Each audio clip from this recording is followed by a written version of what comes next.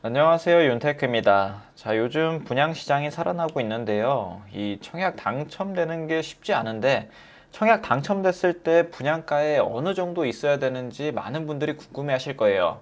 일단 결론적으로 말씀드리면, 분양가가 다 필요한 건 아닙니다.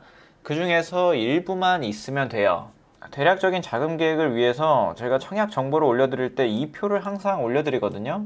이 표를 정확히 볼 줄만 알아도 내가 필요한 금액이 어느 정도인지 감이 잡히실 겁니다. 자, 일단 오늘은 예를 들어서 분양가 5억짜리 아파트에 당첨이 됐을 때 내가 필요한 자금이 얼마나 들지 자세히 한번 보도록 하겠습니다.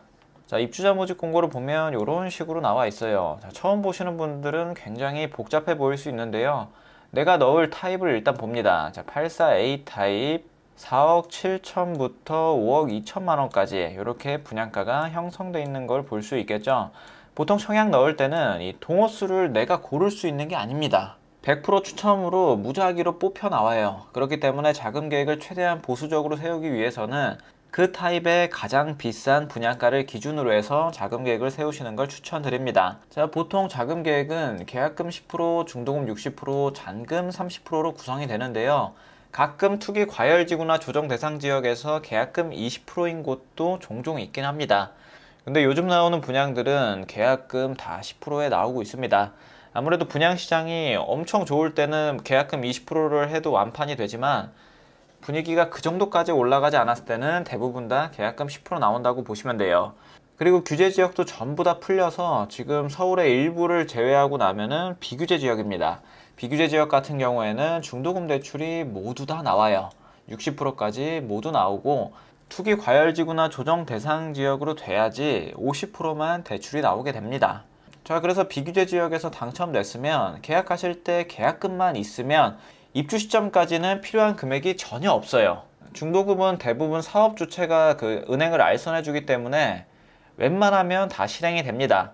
그리고 주택담보대출과는 다르게 중도금 대출에서는 신용이 조금 안 좋을지라도 내가 연 소득이 없을지라도 상관없이 전부 다 나옵니다. 뭐 신용 등급이 최하위이신 분들 제외하고는 거의 다 나온다고 보시면 돼요. 소득이 하나도 없는 주부님들도 다 나옵니다. 자, 그래서 중도금 대출까지는 아무 문제가 없겠죠. 보통 실행되고 나면 5개월에 한 번씩 이렇게 회차별로 납입하게 됩니다. 입주 시점까지는 대부분 다 계약금만 있으시면 돼요. 요즘은 계약금 20%가 아닌 10%이기 때문에 분양가의 10% 정도만 있으면 되겠죠. 그리고 여기서 좀 더 나아가서 비규제 지역이 아니라 투기 과열 지구에 청약을 했다. 그러면 중도금 대출은 50%까지 가능합니다. 나머지 회차 1회차는 잔압을 하셔야 되는데요. 내가 여유 자금이 된다 그러면 계약금 10% 내고 그 중도금에서 한 10% 내고 총 20% 내고 입주 시점까지 버틸 수 있지만 만에 하나 내가 자금이 부족하다고 하면 계약금 10% 내시고 그리고 1회차 정도는 연체로 진행하셔도 상관없습니다. 대개 3회 이상 연체해야지 계약 해지를 요청할 수가 있어요. 그렇기 때문에 자금적으로 부족하신 분들도 연체한다는 생각으로 자금 계획을 세울 수 있습니다. 그 대신 연체 이자가 중도금 대출 이자보다는 확실히 더 비싸겠죠. 그런 거 감안하시고 들어가셔야 됩니다. 자, 여기서 중요한 포인트는 청약 당첨되고 나서 어쨌든 입주 시점까지 한 3년 정도의 시간이 있잖아요. 그때까지는 계약금만 있으면 자금 계획을 완료할 수 있다는 게 포인트입니다. 자, 그래서 이 표를 보면 계약금 10% 5천만 원만 있으면 일단 중도금 대출 60%를 실행해서 잔금 납부하기 전까지 입주 시까지 필요한 자금은 5천만 원만 있으시면 돼요. 자, 그러고 나서 이제 입주 시점이 중요한데 입주 시점에는 세 가지 플랜이 있습니다. 자, 가장 첫 번째, 실제로 입주하는 방법, 그 다음에 전세를 주는 방법, 마지막으로 월세 주는 방법이 있습니다. 실제로 입주하신 분들은 주택담보대출을 실행받으셔야겠죠. 주택담보대출을 실행할 때는 분양가 기준이 아니라 입주 시점 당시 KB 시세를 기준으로 합니다. 그렇기 때문에 분양가가 5억일지라도 현재 KB 시세 감정을 7억으로 받았다면 LTV 70%를 적용해서 최대 4억 9천만 원까지 나올 수 있습니다. 하지만 DSR 기준을 받기 때문에 소득이 낮으신 분들은 이것보다는 적게 나오겠죠. 자, 이걸 이해하려면 LTV, DTI, DSR에 대해서 이해를 해야 되는데 그것도 한번 잠시 보고 넘어갈게요. 자, LTV는 주택을 담보로 대출 시 인정되는 자산 가치의 비율입니다. 만약에 아파트 가격이 5억이라고 했는데 LTV가 70%다. 그러면 3억 5천까지 대출이 가능하다는 뜻입니다. 자, 5억에서 70%까지. 그리고 DTI랑 DSR은 내 연소득이 중요합니다. 연소득 대비해서 주택담보대출 연원리금 더하기 기타대출 연이자로 하면은 DTI고요. 기타대출 연원리금으로 하게 되면 DSR을 적용받는다고 보시면 됩니다. 간단히 보면 연소득 대비해서 얼마나 갚을 수 있는 상환 능력이 되느냐를 보는 게 DTI랑 DSR이라고 보시면 돼요. 연이자만 보는 DTI보다는 연이자랑 원금을 합친 것을 보는 DSR이 좀 더 기준이 까다롭겠죠. 그래서 LTV로 대출 받을 수 있는 최대값을 보시고 DSR로 대출 받을 수 있는 최소값을 보시면 돼요. 자, 조금 더 자세히 보면, 자, 원리금 뜻은 아시죠? 원금하고 이자를 합친 돈입니다. 자, DTI, DSR. 주택담보대출 원리금, 다른 주택담보대출 원리금, 그리고 기타 대출의 이자. 기타 대출이라고 그러면 카드론, 신용대출, 학자금 대출, 자동차 할부금 모두 포함합니다. 이것의 이자만 보는 걸 연간 소득으로 나눈 것이고요. DSR 같은 경우는 기타 대출의 원리금을 연간 소득으로 나눈 거라고 보시면 됩니다. DSR에 대해서 어느 정도 이해를 하셨다면 여기 부동산 계산기, 네이버에 부동산 계산기 검색하셔서 내 연소득 대비해서 얼마나 대출을 받을 수 있는지 이거 보시면 됩니다. 자, 일단 내 연소득이 7천만 원이라고 가정을 해볼게요. 내가 대출을 5억을 받고 싶습니다. 내가 대출을 받을 게 5억이 있다고도 가정해 볼게요. 그리고 대출 기간은 30년으로 잡고 금리는 4.5%로 대략적으로 잡아볼게요. 이렇게 잡으면 DSR이 몇 프로 안에 들어오는지 나옵니다. 비규제 지역이나 조정 대상 지역이나 투기 과열지구나 모두 다 DSR을 40% 미만으로 규제하고 있기 때문에 내 소득 대비해서 대출금이 이 DSR 40% 안에 들어오는지 보시면 됩니다. 이거는 대출 상환 기간이 요즘은 50년까지도 나오기 때문에 대출 기간이 얼마나 되냐에 따라서 또 금리가 얼마냐에 따라서 이러한 값들이 다 달라지기 때문에 내가 대출이 얼마나 나올지 궁금하신 분들은 이 부동산 계산기를 통해서 한번 계산해 보시면 됩니다. 자, 제가 보기 좋게 정리해 놨는데요. 자, LTV 같은 경우에는 투기 과열지구나 조정 대상 지역 여기는 50%만 됩니다. 1주택자도 50%, 그리고 다주택자는 30%, 비규제 지역 같은 경우는 70, 60, 60.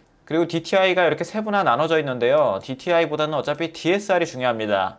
1억 이상 대출했을 때 무주택자든 1주택자든 다주택자든 40%까지만 대출이 가능해요. 그래서 내가 대출을 받을 수 있는 최소값인 DSR을 꼭 계산해 보셔야 됩니다. 아무리 KB 시세가 높고 LTV 값이 높더라도 DSR 기준을 충족하지 않으면 대출이 나오질 않아요. 그리고 생애 최초 주택 구입 시 9억 원 이하일 경우에는 LTV 80%, DTI 60%까지 완화되기 때문에 생애 최초로 주택 구입하시는 분들은 이것도 참고하시면 됩니다. 규제를 받든 안 받든 상관이 없어요. 현재 기준에서. 자, 다시 넘어와서 보면, 자, 이 당금 대출, 이걸 LTV 기준으로 놨어요. LTV 70%면 최대 4억 9천만 원까지.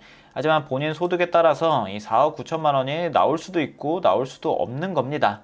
방금 보여드렸던 기준에 부합한다고 그러면 대출이 5억까지 나왔죠. 그럴 경우에는 이 4억 9천이 다 나온다고 보시면 돼요. 내가 연봉이 7천만 원이고 5억을 30년 동안 4.5%의 금리로 한다고 그러면 이 금액이 다 나온다고 보시면 됩니다. 이렇게만 됐을 때는 입주 시점에 내가 필요한 금액이 1,000만 원밖에 안 돼요. 이미 계약할 때 계약금 5천만 원을 넣으셨죠. 중도금 대출이자나 옵션 취득세 이런 걸 제외한다고 했을 때 4천만 원을 다시 돌려받을 수 있는 겁니다. 그 남은 4천만 원으로 취득세나 중도금 대출 이자나 옵션 같은 거 하면은 총 분양가의 한 10%만 가지고도 충분히 자금 계획을 운용할 수 있게 되는 거겠죠. 자, 실입주 하실 분들은 이렇게 DSR 기준이 가장 중요하다고 보시면 됩니다. KB 시세 이런 것도 중요하고요. 근데 보통 분양가가 상대적으로 저렴하게 나오기 때문에 KB 시세나 은행 감정가는 분양가보다 높을 확률이 굉장히 높아요. 자, 그리고 다음 플랜으로 가면 월세 주는 방법도 있습니다. 월세 주는 방법도 마찬가지예요. 본인이 주택담보대출을 받고 나서 그러고 나서 세입자를 받아서 월세를 주는 방법입니다. 자, 내가 만약에 대출을 4억 9천까지 다 받았으면 이자가 굉장히 많이 나오겠죠. 그 이자를 받은 월세로 갚아 나간다고 보시면 됩니다. 이렇게 월세로 들어오시는 분들도 보증금 어느 정도에 월세 얼마 해가지고 이렇게 들어오는 경우도 많습니다. 월세로 놓을 경우에는 융자가 많이 껴있어도 어차피 보증금이 적기 때문에 우선 변제금이나 최우선 변제금 범위 안에 들어올 가능성이 높아요. 그래서 융자가 많이 껴있어도 별 부담 없이 월세로 들어올 수가 있습니다. 그리고 사업하시는 분들은 세금 절세를 하기 위해서 월세로 사는 경우도 굉장히 많죠. 어쨌든 이렇게 월세로 줄 수도 있습니다. 자, 그 다음 플랜으로는 전세를 놓는 방법이 있는데요. 등기 치기 전에도 전세를 놓을 수 있습니다. 대부분 많이들 등기 치기 전에 전세 세입자 구해가지고 전세 자금 받아서 잔금 치는 경우가 대부분이에요. 그래서 전세를 준다고 했을 때 주변 전세 시세가 3억이라고 하면 입주 시점에 전세 세입자한테 3억을 받아서 거기에 내 돈 2억을 얹어서 잔금을 치면 됩니다. 전세 가격이 높게 형성된 곳은 이런 식으로도 할 수 있어요. 전세값이 높았던 21년도만 하더라도 이 분양가보다 전세가가 더 높아서 플러스 피를 받는 곳도 종종 있긴 했습니다. 어쨌든 입주 시점에 실입주를 하시든 대출받아서 월세를 내놓으시든 전세를 주든 이런 식으로 해서 자금 계획을 다양하게 세울 수가 있어요. 그리고 보통 입주 기간은 2달에서 길면 3개월까지 주기 때문에 입주장 때 많이 몰리기는 하지만 그래도 월세 전세 맞추는 데는 큰 문제는 없으실 거예요. 물론 입지가 좋아야겠죠. 주변에 입주하는 곳들도 공급량이 적어야 되겠고요. 그래서 청약 당첨될 때는 그 아파트만 보는 게 아니라 주변에 노후화된 아파트들이 얼마나 있는지, 그리고 새롭게 공급되는 아파트들이 얼마나 있는지, 주변 전세 시세 방어가 될지 월세 시세 방어가 될지, 그러한 것들을 종합적으로 다 보시고 들어가셔야지 안전하게 자금 계획을 세울 수가 있습니다. 그리고 주택담보대출을 실행할 때 어떻게 해야 될지 막막해 하시는 분들 많으신데요. 일단 가만히만 계셔도 입주 시점이 되면 여러 은행에서 담당자들이 다 와요. 그분들한테 상담하셔서 가장 좋은 조건으로 정해서 하시면 됩니다. 이거는 처음 등기 치시는 분들도 충분히 할 수가 있어요. 어차피 당첨되시고 나면 그 아파트들 당첨된 사람들끼리 네이버 카페도 만들고 오픈방도 만들어서 거기에 정보가 정말 많습니다. 그 정보들을 토대로 움직이시면 충분히 자금 계획을 세우실 수가 있어요. 그리고 한 가지 더 말씀드리면 중도금 대출은 대부분 다 이자 후불제 조건으로 들어가게 됩니다. 이것도 옛날에는 금리가 3%대, 2%대였는데 지금 같은 경우는 금리가 한 5% 정도 될 거예요. 그래서 나중에 입주 시점에 중도금 대출을 한 번에 내야 되기 때문에 이 중도금 대출 이자에 대한 부분도 생각하시고 자금 계획을 세우셔야 됩니다. 중도금 대출 이자를 계산할 때는 이렇게 회차별로 5개월에 한 번씩 내기 때문에 계산하기가 쉽지는 않아요. 근데 인터넷에 찾아보시면 중도금 대출 이자 계산기라고 많이 나올 겁니다.